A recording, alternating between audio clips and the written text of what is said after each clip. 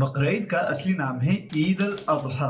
ईद अल अज़हा का मतलब festival of sacrifice. ये जो टाइम है ईद उल अज़हा का टाइम, ये बहुत ज्यादा इम्पोर्टेंट है। एक्चुअली ये महीना ही बहुत ज्यादा इम्पोर्टेंट है। ये है इस्लामिक कैलेंडर का महीना जुल हज। इम्पोर्टेंट क्यों है आप पूछोगे, ये मैं पॉइंट्स में बताऊंगा ताकि आप लोगों को याद रहे, और इसके साथ ईद से रिलेटेड कुछ रैंडम फैक्ट्स भी बताऊंगा। सबसे पहली बात, ये कुर्बानी हम क्यों करते हैं? क्योंकि ये इब्राहिम अलैहिस्सलाम की सुन्नत है। अगर आप लोग मेरे सब्सक्राइबर हो तो आप लोगों को पता होगा, प्रोफेट सीरीज में मैं नबियों की स्टोरी बताता हूँ और ये सब मैं बता चुका हूँ। अगली स्टोरी इब्राहिम अलैहिस्सलाम की है, उसका स्क्रिप्ट, रेफरेंस और रिसर्च सब कुछ तैयार है, बस वीडियो नहीं तैयार। और अगर आप लोग मेरे सब्सक्राइबर नहीं हो तो सब्सक्राइब कर लो, बेल आइकन भी दबा देना और प्रोफेट सीरीज जरूर चेक कर देना। मैं ऊपर लिंक दे दूंगा, नीचे भी लिंक कर दूंगा। अब तक मैं आदम अलैहिस्सलाम से लेकर सालेह अलैहिस्सलाम तक सारे नबियों की स्टोरीज डिटेल में बता चुका हूँ, चेक जरूर कर लेना। तो कुर्बानी की स्टोरी को अगर मैं थिन लाइन में समझाऊं तो इब्राहिम अलैहिस्सलाम अल्लाह के सबसे प्यारे नबियों में से एक है। उनको इब्राहिम खलीलुल्लाह कहा जाता है। खलीलुल्लाह माने अल्लाह के दोस्त। अल्लाह के दोस्त उनको इसलिए कहा जाता है कि अल्लाह ने जिंदगी भर उनसे टेस्ट लिया और वो हर टेस्ट में कामयाब हुए।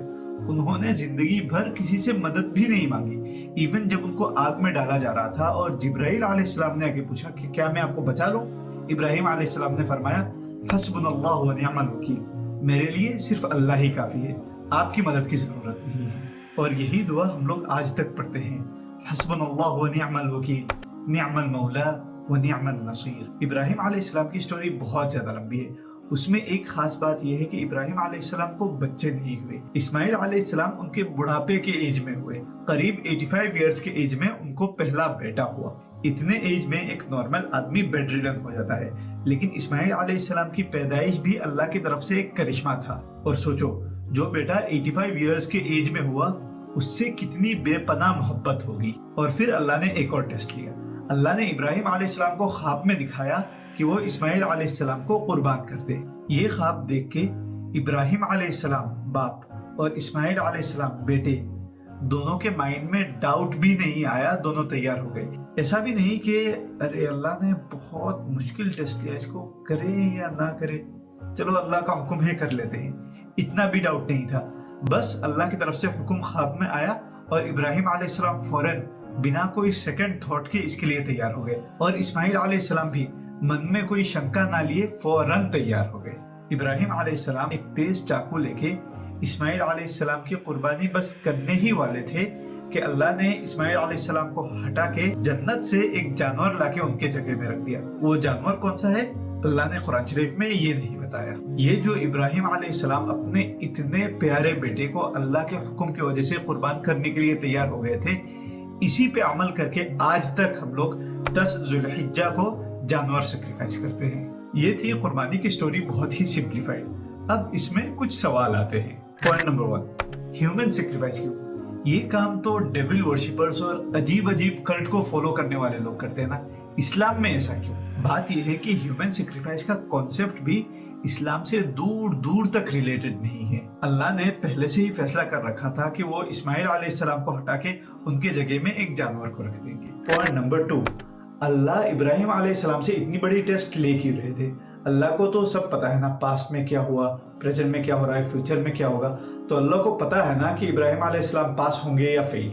हाँ, अल्लाह को पता था कि इब्राहिम अलैहिस्सलाम इस टेस्ट में पास होंगे। इस टेस्ट के जरिए वो दुनिया के सामने इब्राहिम अलैहिस्सलाम का एग्जाम्पल रख रहे थे। उनका खलील उनके हुक्म के आने के बाद कोई सेकंड थॉट नहीं रखेंगे।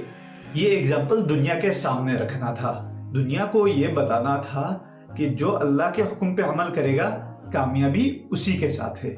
इब्राहिम अलैहिस्सलाम ने अल्लाह के हुक्म पे इतना ज्यादा अमल किया, यही रीजन है कि इब्राहिम अलैहिस्सलाम को ज्यूज, क्रिश्चियंस और मुस्लिम्स तीनों दुनिया के ओल्ड और बड़े रिलीजन उनको नबी मानते हैं। पॉइंट नंबर 3, हम जो कुर्बानी देते हैं उसमें से अल्लाह को क्या चाहिए? इसका जवाब अल्लाह ने कुरान शरीफ में साफ साफ दिया है कि लन यनालल्लाह लुहूमुहा वला दिमाउहा वलाकिन यनालुहु तक़वा मिनकुम। अल्लाह को इस कुर्बानी का ना गोश्त चाहिए ना ही खून चाहिए, अल्लाह को हमारे अंदर का तक़वा चाहिए। पॉइंट नंबर 4, इब्राहिम अलैहिस्सलाम को 86 इयर्स तक कोई बच्चे नहीं हुए, लेकिन उसके बाद जो बच्चे हुए उनके दुनिया के सारे नबी उन्हीं के औलादों में से है।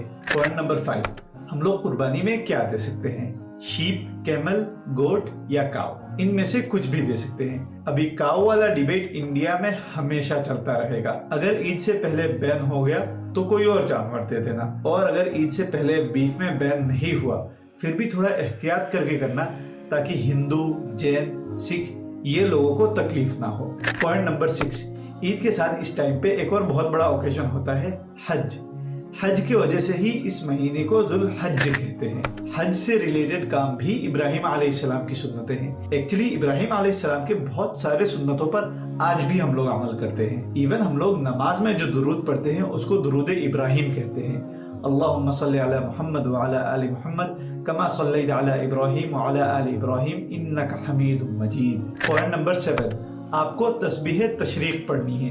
अल्लाहु अकबर, अल्लाहु अकबर, ला इलाहा इल्लल्लाह अल्लाहु अकबर वलिल्लाहिल हम्द। ये तस्बीह आपको 9 जुल्हज यानी ईद से एक दिन पहले फजर के वक्त से लेके 13 जुल्हज ईद के 3 दिन बाद असर के वक्त तक हर फर्ज नमाज के बाद पढ़ना है। हर फर्ज नमाज के बाद फौरन ये तस्बीह पढ़ना वाजिब है, जरूरी है। मर्द इसे जोर से पढ़े और औरतें धीरे धीरे पढ़े। ईद के दिन कुछ और चीजों का ध्यान रखना, जैसे ईद के नमाज के बाद वाला खुतबा सुनना वाजिब है, उसे सुने बिना उठ के चले मत जाना। अगर ईद का नमाज पढ़ने का तरीका भूल चुके हो तो मैं ऊपर लिंक दे दूंगा, मैंने पूरा डिटेल्स में समझा रखा है, वो वीडियो एक बार देख लो, सब कुछ रिफ्रेश हो जाएगा। कुर्बानी बहुत ही ध्यान से देना, सेफली देना।